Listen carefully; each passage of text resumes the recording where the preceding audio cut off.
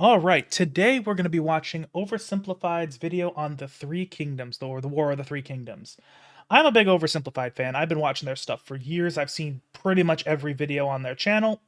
However, this is one that kind of completely passed me by. I don't know how I missed this one, but I'm actually kind of excited because I now have an Oversimplified video that I haven't seen. Kind of perfect for this type of content because I'm pretty sure I've seen like literally every other video on his channel because they, much like some of the other characters we've talked about, some of the other creators, he just doesn't miss. So I think, and I actually know very little about the War of the Three Kingdoms as well because I know it's like an important part of East Asian history. And despite being a weeb, I don't really know much about it. So when I actually watched the anime Ya Boy Kong Ming, where one of the Three Kingdoms generals reincarnates into modern Japan.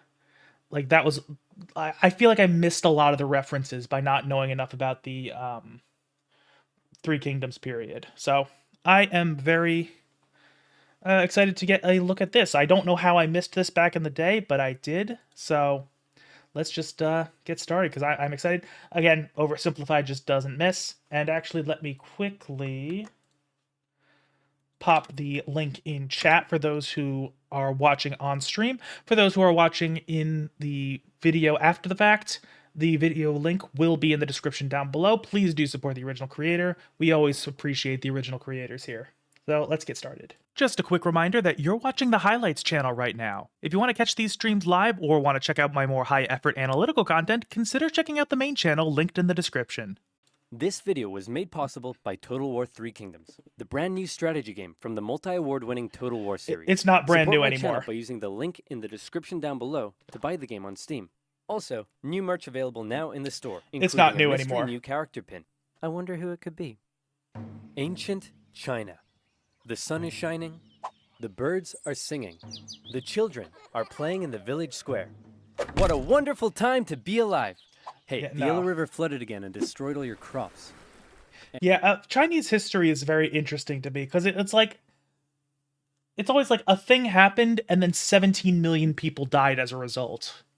Like it's always been kind of fascinating to me just because I don't know. It might just be how the things were written down and just the sheer number of people that existed in the area relative to everywhere else in the world, but like it just seemed like a miserable place to live just because whenever anything happened, just lots of people were gonna die. And also we're being raided by nomadic tribesmen. Yeah. And also this period of Chinese history may be entirely mythical, meaning you may not even exist. Well, that would certainly explain the laser eyes. Chinese civilization began around the year 2000 BC when the possibly mythical Xia dynasty was formed. Throughout China's history, dynasties would usually rise up with a powerful leader who worked for the good of the people. But over time, the leaders would become more corrupt and self-serving. Someone would inevitably build a lake of alcohol, and the angry populace would overthrow them, giving way for a new dynasty to rise. Another factor that I don't know if he's going to go into it, but I know a big thing with Chinese dynasties was that they really like strongly believed in the whole divine mandate thing, where they figured that the people who were in charge because the gods willed it, or whatever their equivalent of the gods were. Like that was what they believed.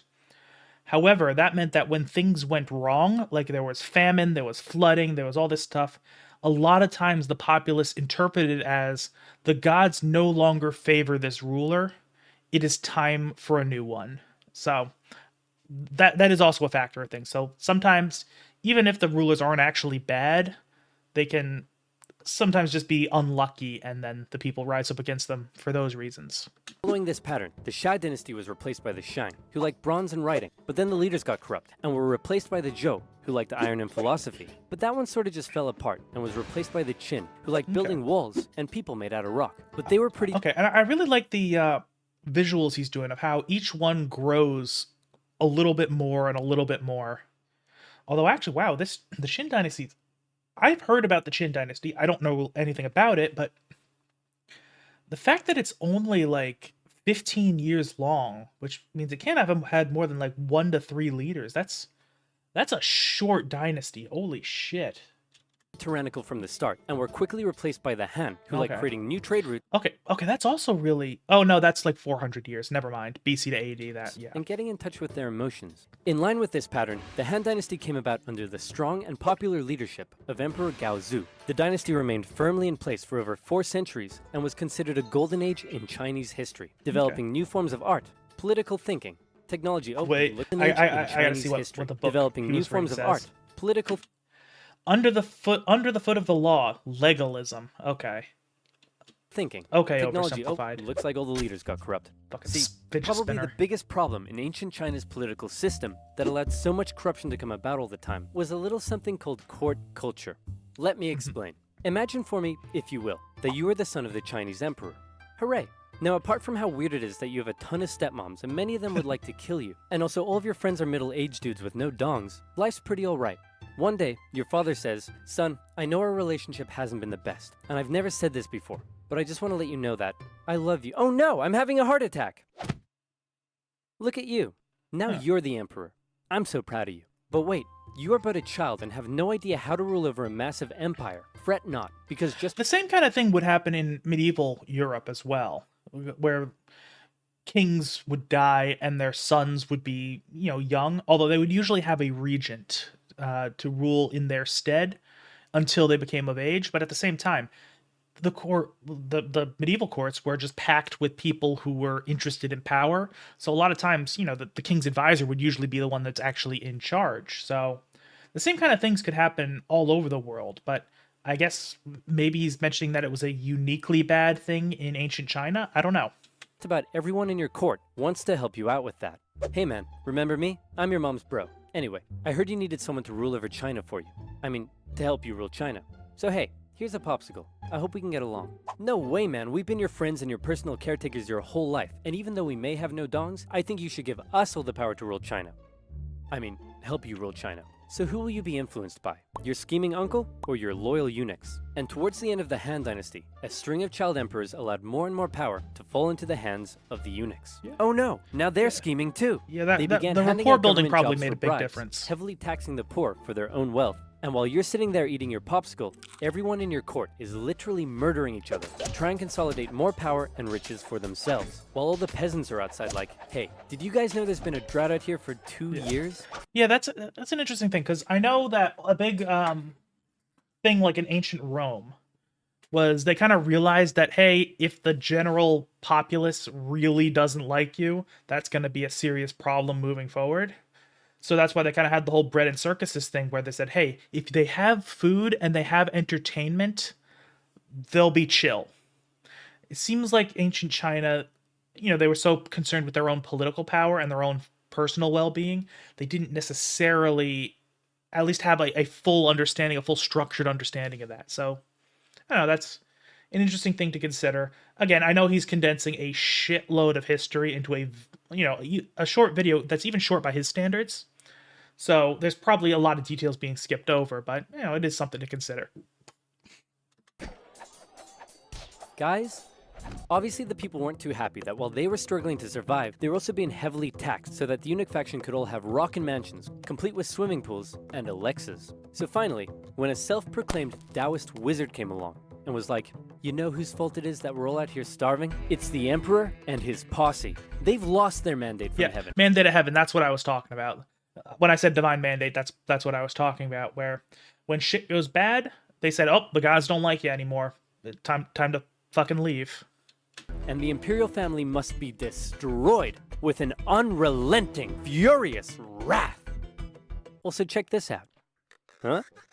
Can you tell what it is yet? Ta-da! It's a little kitty cat. Look at her little ears. Honestly, the pretty people impressive. loved his political Speaking of which, philosophy. my He cat has promised been them very land well behaved reforms, today. and his followers grew in number. They began arming themselves and wearing yellow turbans. And they also developed a really catchy slogan. In the year the azure sky is already dead. The yellow sky will soon rise. Okay, that's interesting. And I will say I don't, probably doesn't. I don't know if it has quite the same poetry in the original Chinese. I don't know shit about Chinese language, at least, so I can't say. But oh, you say his pronunciation is good? Hey, good to know. Because that's another thing. One thing I've seen when it comes to Chinese names and such is that the Romanization, the Latin numerals and all that stuff, the way that Chinese is written in English lettering, a lot of times the letters don't make the sounds you think they will.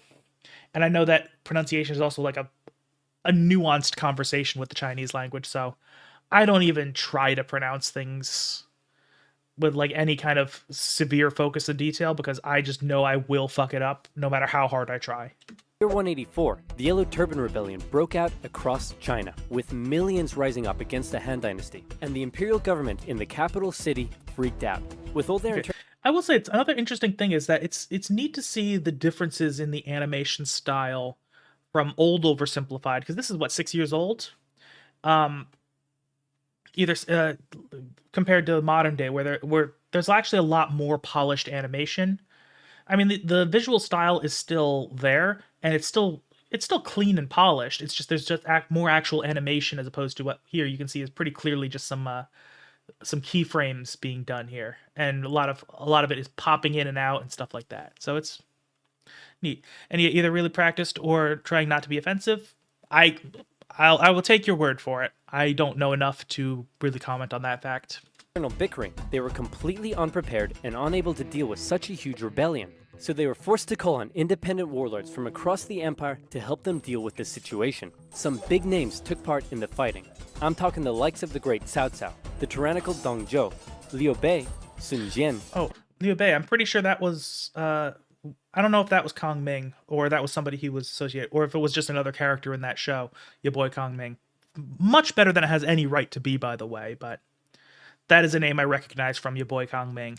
And many, many other Chinese names I am definitely not pronouncing correctly. These warlords crushed the rebellion in their own respective regions, and with casualties in the millions, the Han Dynasty breathed a huge sigh of relief. But what they didn't realize is that by relying on all the warlords and their armies, they had essentially diminished their own central control over the empire. And many of the warlords now held the power to act almost completely independently and rule over their own local regions themselves. Back in the capital, the emperor... Yeah, I mean, they basically established a feudal system. I mean, it was probably out of necessity because not knowing the entire scope of the situation, I don't know if there was any other alternative to dealing with this rebellion besides, outsourcing the work to the local lords. But like, yeah, they kind of spelled their own demise in that sense. And his son were having a little chat. Listen, I know we've had our ups and downs, and I spend all of my time with your many, many smoking hot stepmoms instead of you. But what say you and I finally go on a little fishing trip together this weekend? Oh no, I'm having a stroke! And yet another child emperor was on the throne. This time, however, instead of the eunuch faction gaining even more power, this child emperor's uncle became his regent, who also just so happened to be the head of the imperial army, He Jin. Man, And that's actually an interesting little detail that he seems to be almost kind of skipping over, is that when you control the military, that is like a big deal. Like, a lot of times you can kind of, if you have the loyalty of the military, a lot of the times that's all you really need to be in power. Because even if everybody else hates you, even if everybody wants you gone, if you're able to keep the military happy, they'll keep you in power. Hate those sneaky, lying, cheating eunuchs. Hey, Warlord Yuan Shao, what should we do? Kill them all. Right on. You can't kill the eunuchs. They're a vital part of this empire's governance. And also, they paid me a lot of money to say that about them. Ah, come on! No. So He Jin and Yuan Shao decided the empress may need more convincing. And so they called in an infamous, feared, tyrannical, overweight warlord from the northwest to help convince her. That man was Dong Zhou, and he set out for the capital city with his army. Hey guys, I heard a rumor that He Jin was planning on killing us. Then why don't we kill him first? And so it was. Yeah, they lured him to the palace. Yeah, let's see. Hey. I hope I don't know if I'm pronouncing that. I need your help with something unspecified and not at all suspicious. This letter isn't a forgery. From your sis, the Empress Dowager. With a forged letter from his sister, and when he got there, they lobbed off his head. Yeah, that'll do it. Kill them all. Imperial forces stormed the palace, and the eunuchs were all massacred. The peasants, who were still suffering from drought and starvation, saw what was going on. Okay. I recognize that person in the back from one of his other videos. I don't remember who it is. It was also doing no, I think it was from the was it from the what is it, World War II video where he mentioned that if he jokingly said that the Treaty of Versailles said that any Englishman could go into Germany and just spank a German citizen. Oh, wasn't an American president? Maybe. Okay, I don't recognize it. So, I mean, I'm sure I would know the name because I know the names of the American presidents, but I don't recognize that particular image. I don't know. Going on and began to riot. The emperor and his brother were forced to flee the city, which was now in flames, and the feared, nasty, tyrannical, bloated Dong Zhuo had just arrived. He found the emperor and his brother wandering the hills outside of the city and was understandably confused. So he scooped up the emperor, went to the capital and was like, "Hey guys, what's up? I see the capital is on fire. Also, I'm here with my army and I have the emperor with me." Wait a minute, the capital is on fire, I'm here with my army, and I have the emperor. Screw you guys, I'm in charge. So now Dong Zhuo ruled over the Han Dynasty as the emperor's regent. His first act was to say to the emperor, "Hey man, no hard feelings, but I like your little brother better, so I'm actually making him emperor instead of you, so you're free to go do whatever you want." I wonder what the reasoning behind that was, because I feel like if they're both children, you could kind of have an equal amount of control, no matter which one, but crowning the younger brother could potentially cause issues down the line. Just because if people view the younger brother as not the legitimate emperor, just because he's not the next in line in the line of succession, that could cause a lot of civil strife. That could cause people to split into factions. Which, I mean, that's how it happened in Europe. I don't know if that's how China worked at the time, but that is in consideration, and I just don't see what the regent has to gain from that, because he is the regent either way. He's the one who is the effective ruler, and I also imagine he's probably trying to come to some sort of scheme to make it so that his line is the one that continues, as opposed to him just kind of being regent until he dies, and then it goes back to the original family. Actually. Oh, yep. Okay. That answers my question.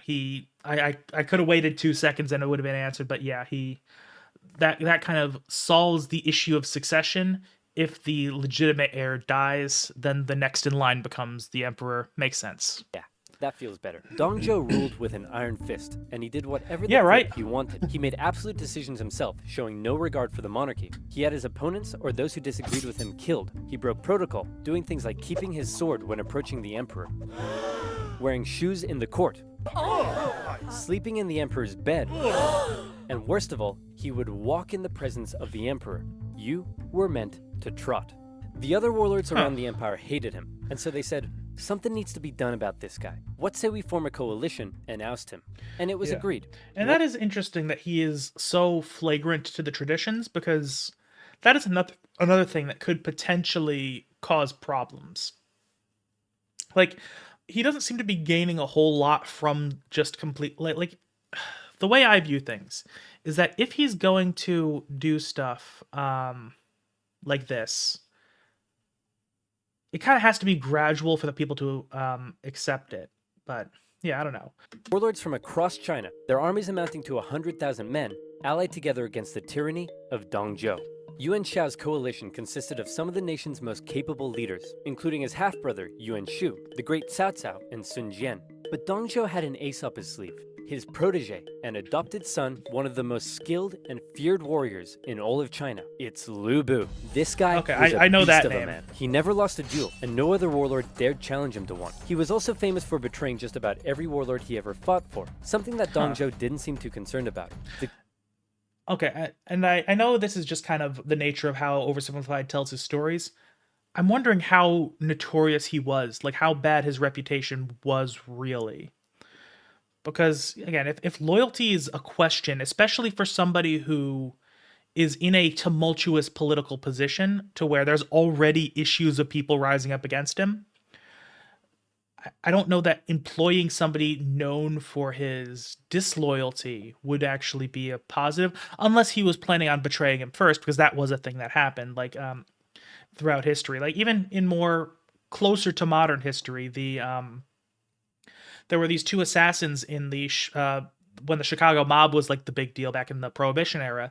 They were known as the Terrible Jennas, where they were a hitman for. No, I think the Jennas were the mob family that they worked for. Anyway, either way, there are these two hitmen that worked for one of the big mob families in the time, and they were just doing hits left and right. They were very good at what they did.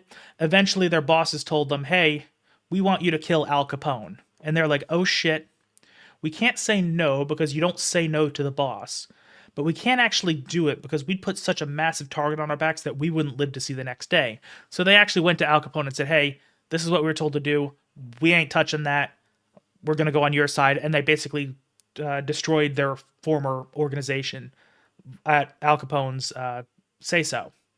And then Al Capone had them both killed. So that's kind of how he did. He's like, I know they're really good at what they do, but they've shown a willingness to betray their leaders in the past. I'm not going to take that risk. So he might be doing the same thing with Lu Bu. I don't know. Coalition attacked Dong Zhuo in Luoyang, and in particular, Sun Jian's forces inflicted a heavy defeat against him, and he was forced to flee to the city of Chang'an. After this initial success, however, the war entered into a stalemate. The warlords in the coalition realized it was going nowhere, and also they all secretly hated each other, so they all went home. Dong Zhuo was safe, until... Legend has it that a government official in Chang'an had a daughter who... Oh wait, I see something. Safe Let me see if I see what I think I see. Oh, okay, no, that's the artwork does have the little oversimplified characters on it. That's kind of cute. I'm trying to see if I can catch any other little things. I wonder if the Chinese in the background actually says anything like interesting, or if he just took that. Because I wouldn't put it past Oversimplified to have actually left a joke in there in the original Chinese. Although both of those are two different sentences. I don't know if that has anything to do with it either. I might just be overthinking it. Has it that a government official in Chang'an had a daughter who was hot, super hot. He invited Lu Bu to his home and promised Lu Bu that someday he could marry his daughter. Then, he invited Dong Zhuo to his house and did the exact same thing. Oh. Dong Zhuo was so smitten that he insisted on taking her as his concubine immediately. And when Lu Bu heard the news, he was pretty unhappy. Hey man, aren't you worried that you stole Lu Bu's girl and betrayal is like his personal hobby? Lu Bu? Betray me? No way, man. Never gonna happen. Yeah. Oh, crap. Again, just based on the cursory introduction to this guy that Oversimplified has given, he seemed like he had a different way of looking at things and didn't always think through everything. So this kind of tracks. Lu Bu, along with other government He also officials, does appear to be a bit of a assassinated hedonist. the tyrannical Dong Zhuo. Then they left his body burning in the streets. Some sources say he was so fat and oily, he kept on burning for days. Nice. So with Dong Zhuo dead, That's probably an exaggeration. I mean, a bigger body will burn longer. I don't think it's burning that long. I mean, maybe if they're talking about just the last little embers, but I don't know. and the power of the Han government essentially decimated, China was left with a huge power gap, and a ton of warlords who all slept soundly at night dreaming of being the one to fill it. Here we enter into a crazy and chaotic period of civil war all across China, with so many people, so much betrayal, so much intricacy, it makes Game of Thrones look like a Dr. Seuss publication. But just to give you an idea of how crazy and chaotic it was, see if you're able to keep up with this. Are you ready? Here we go. Here's a rough map of the warlords throughout the Han Dynasty at the time. Okay, just trying to see if I recognize any of these names. I'm not going to try to pronounce any of them because I know I would fuck it up, but no, I don't think I recognize really any of these names that haven't already been introduced. It was a fucking Rickroll? God damn it. Holy shit. It's one of those things where I saw that, I'm like, I knew he's doing something. I just can't say what because I don't fucking read Chinese. Oh, god damn it. I feel like just my curiosity led to me being rickrolled, and I hate everything now. Half-brothers Yuan Shao and Yuan Shu were both in a power struggle for who would become the figurehead of their family. Yuan Shu made alliances with warlords in the north, along with Sun Jian, the guy who defeated Dong Zhuo. Yuan Shao also made alliances with Liu Biao in the south and Cao Cao, who was an amazing strategist and general. All of these warlords began fighting each other. Cao Cao began building his own strength by subjugating nearby remnants of the Yellow Turban Rebellion into his own forces. Okay. Down south, things weren't going so That's well for interesting that Sun there was Jian, still as he was a killed force. in an ambush. So Sun Sun Sun Sa took over. Then Yuan Shu Kun Jian, wait. as he was killed I appreciate that wordplay they were doing right there. in an ambush. So Sun Sun Sun Sa. Sun Sun Sun Sa. You know that when he was researching for this video, he was so excited to be able to say that sentence right there. Took over. Then Yuan Shu got pushed back to the river Huai, so he ordered Sun Ce to take the territory of warlord Lu Kang. Then Sun Ce went off to capture territories in the east for himself. Cao Cao's family lived in this province over here. One day, they were murdered. Oh no, Cao Cao held the province's governor responsible, and so he launched a cruel invasion in which he pillaged cities and murdered over 100,000 civilians. The governor sent out a call for help, and So I'm actually curious. I wonder how responsible the guy actually was for the murder of this dude's family, because it's one of those things, because I could see it going either way. Because one thing is, he clearly does hold the region responsible, because he seems to be going more crazy on them than was expected at the time. Granted, warfare was more brutal back then than it is today. It was kind of the norm to massacre cities, especially if they didn't surrender. That was just a thing that happened back in the day. But you got to wonder, does he genuinely hold the governor responsible, or is he just using that as a pretense to go to war? Because I could see it going either way. a very popular, likable warlord by the name of Liu Bei came to his aid. However, while Cao Cao was away fighting, a rebellion was staged against him in his home province by none other than it's Lu Bu. Cao Cao rushed home and defeated Lu Bu, who fled to the east, which by now had been inherited by Liu Bei. Then Lu Bu, surprise surprise, launched a rebellion against Liu Bei, who fled to Cao Cao. Together, Cao Cao and Liu Bei would go on to invade and defeat Lu Bu. Lu Bu offered to join Cao Cao, and Cao Cao considered the offer. But his advisors were like, no way man, this guy's betrayed literally everyone he ever worked for. And so boo-hoo, Lu Bu was executed. Next, Cao it seems like he kind of rolled the dice too many times, and eventually it bit him in the ass. It's like, you know, he kept thinking in the short term and completely neglected the long term. And, you know, it just resulted in nobody trusting him. Cao Cao convinced the emperor to move in with him. Now he's in control of the Han government, something that made his allies very jealous. Yuan Shu, out of nowhere, decides to declare himself emperor of the new Zhong dynasty. Nobody liked that. His allies cut ties with him. The imperial government ordered everyone to kill him. He tried to flee to his brother Yuan Shao, but died of illness on the way. Sun Ce took over his territory, and then got assassinated. So his brother, Sun Chen, took over. Liu Bei turned on Cao Cao, but got obliterated, and was forced to flee south. Yuan Shao finally defeated the warlord to his north. Yeah, this is all rapid fire. I'm not sure how much of this I'm really absorbing. Cao Cao, but was defeated at the Battle of Guandu. But I'm getting the general Cao Cao gist of has things. now united the north, and he turned his attention to the south. In particular, Liu Biao's province was becoming a powerful threat, so Cao Cao attacked him. Liu Bei was now fighting for Liu Biao, and he held Cao Cao off for a while. But then Liu Biao died, and his son took over, and immediately surrendered to Cao Cao. Liu Bei was horrified, and he fled southward to try and maintain control of the province. Cao Cao was on an absolute roll, and it looked like he would be the one to take control of China. He began making plans to attack both Liu Bei and Sun Chen, and the two of them, Okay, seeing where things that were is another interesting thing. I wonder what his reasoning was for deciding to essentially go to war with both of these provinces at the same time. Because, I mean, from what I understand, a lot of times in feudal systems, the thing kind of keeping everyone in check was the fact that, hey, if you get into too many wars at once, you're going to get slapped. So I wonder, did he just have that type of military dominance? Was he arrogant? I don't know. Because personally, again, I'm not a military person, especially not like ancient Chinese military, but I would think that you'd kind of want to have one target at a time. I don't know. met up and decided to form an alliance. Now I know that was a lot to take in, but all you really need to know at this point is that this guy is on his way to taking over everything, and he's about to throw his full weight at the southern warlords. These two have one chance, one battle, to prevent him from invading the south. And that battle was the famous Battle of Red Cliffs. To take the south, Cao Cao would need to control and cross the mighty Yangtze River. He had over 200,000 men to face against Liu Bei and Sun Qian's combined force of 50,000. How would they stand a chance when they were so outnumbered?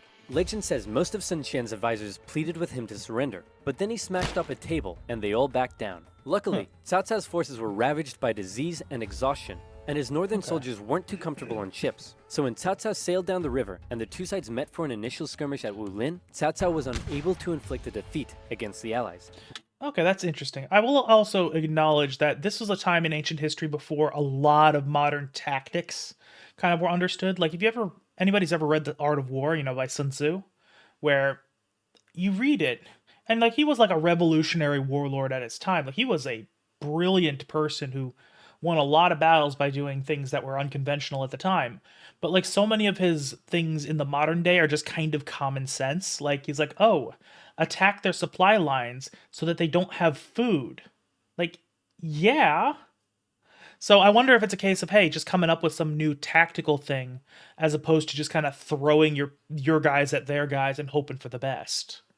I mean, even as recently as like a few hundred years ago, even like the Revolutionary War, in the U.S., one of the reasons it went so well is that the warfare at the time was just kind of stand in a line and fire at the enemy while they all fire at you, whereas the continental troops just kind of said, "Hey, that's not going to work for us," and they started doing guerrilla stuff.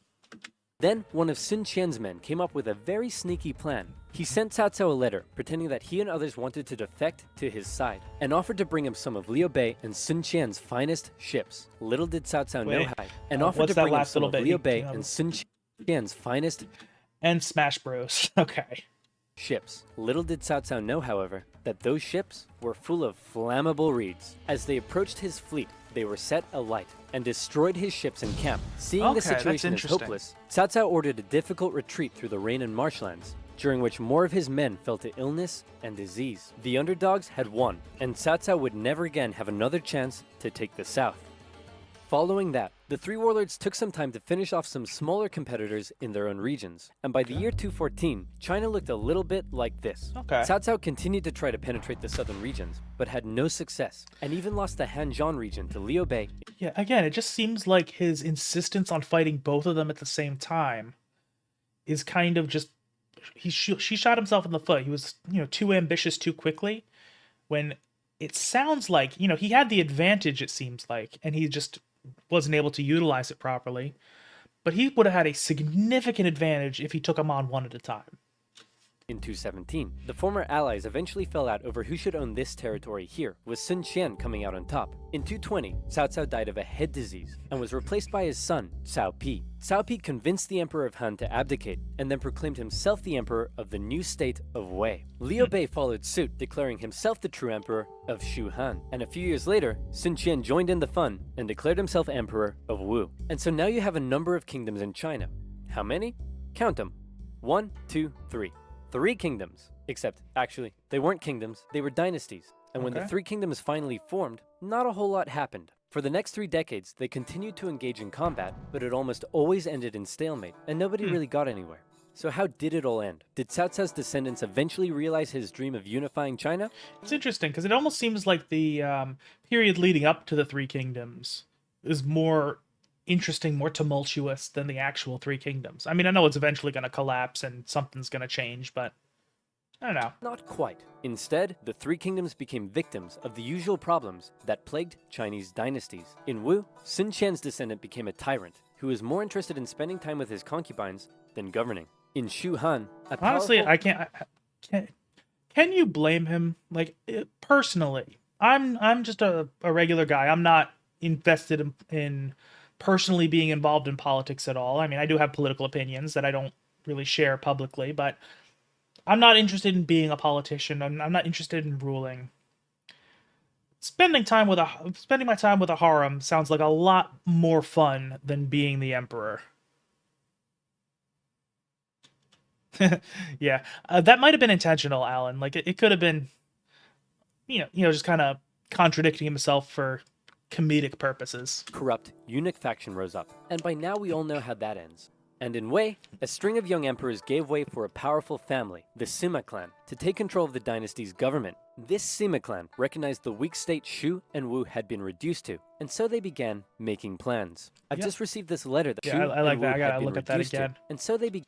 Yeah, this way, then this way, too far. And I mean, he seems like they're doing exactly what I said they should do earlier, which was take them on one at a time. it's probably more complicated than that.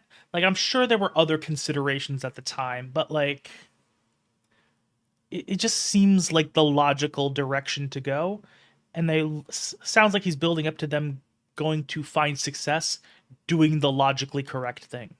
Again, making plans. I've just received this letter that says Wei is planning to attack us. Should we make preparations for war? Nah, it's probably nothing to worry about. Let's do absolutely nothing. Sounds good to me. Wei launched a full-scale invasion into Shu, which fell within a year. Then Sima Yan forced the Wei That's emperor quick. to abdicate and proclaimed himself emperor of the new Jin dynasty. In the year 279, Jin launched an invasion of Wu and finally unified China in the year 280. Okay. The pattern of rising and falling dynasties, division, and reunification would continue in China for centuries to come. I mean, there was a guy in, I think it was Chinese history. It might have been a different. It was somewhere in Asia where he did declare. No, wait, I think it might have been a Roman emperor. Yeah, I think it was a Roman emperor who did declare war on the sea, and had the soldiers all just kind of go up to the shore, stab the water a bunch of times, declared victory, and then went back home. Oh yeah, okay, yeah, that was a Roman emperor. I can't remember which one. What I was thinking of, I was getting it confused with. There was a, I think there was a Chinese warlord who declared war on the sky or something like that. Ancient military leaders were weird, man. Right now you may be asking yourself, but wait a minute, what would have happened if Cao Cao had his way and unified China? Or what if Lu Bu never assassinated Dong Zhou and he continued to rule over the Han Dynasty? What about if one of these smaller warlords had risen to the top? Dang it, what if I want to be a warlord during the downfall of the Han Dynasty? Oh, it's going to lead into the partner, sponsor segment. Calm down. That's a because clean now transition. You can. This video was brought to you by Total War 3 Kingdoms, a brand new strategy game that combines a gripping turn-based campaign of empire building, statecraft, and conquest. I've never with played stunning Total War. real-time battles. Choose from a cast of legendary warlords and conquer the realm. Unite China under your rule. Forge the next great dynasty and build a legacy that will last through the ages. Recruit heroic characters to aid your cause and dominate your enemies. That is true. On military, technological, the ad does fit really political, well. and economic fronts. Will you build powerful friendships, form brotherly alliances, and earn the respect of your And of many course, foes? as before, Or would you rather commit acts I'm going to of let the ad treachery, read play inflict just out of respect for heart-wrenching the creator. betrayals, I don't become a personally endorse master it. I don't know if it's grand any good. Political intrigue. I bet you would. Your legend is yet to be written, but one thing is certain: glorious conquest awaits. Buy the game on Steam using my link in the description down below. It would also support my channel and my work massively. So thank you. Okay. So yeah, again, I know the initial ad read is like the metrics for it have already been paid out, so he's not getting any support from the view itself. His affiliate link probably is not active anymore, but there's a chance it is. So if that is something you're curious about, go ahead and go to Oversimplified's channel. The link is in the chat. I'll just do that once more for those watching on the live stream. But those watching on the video after the fact, the link will be in the description. If you want to support him that way, you can go check. Maybe it still works. I don't know. But, of course, as always, that is his endorsement, not mine. I've never played the game. I cannot vouch for its quality. Just so we're all clear on that. But yeah, let's see if there's anything else to finish off the video. Okay, so now it's just his outro then. Okay, so yeah. Yeah, I mean, Oversimplified doesn't miss. That video I thought was very good. It was more condensed than his modern stuff is. His modern stuff usually he goes a bit more into detail, but this is, I think, a pretty solid overview of how the Three Kingdoms period went. There's probably a lot of interesting individual stories within that period, because especially that one section in the middle where he just kind of rapid fire went through, okay, and then these fights happened, and this guy died, and then this all happened, and this all happened. There's like a lot he condensed in the span of like 45 seconds right there. So there's probably more going on there. But yeah, overall, very good video. I really enjoyed that. Don't forget to please, if you're watching the video after the fact, or if you're live, do support the original creator. I know he's already massively successful, so you're probably already familiar with his stuff, but if you're not, Oversimplified does amazing content. Enjoy every video he's ever made. I don't know how this one, I don't know how I skipped over this one back in the day. But Oversimplified's channel will be linked in the description. Please do support him. Thank you. And if you are watching the video after the fact, I will see you all in a couple days with a new video. Thank you.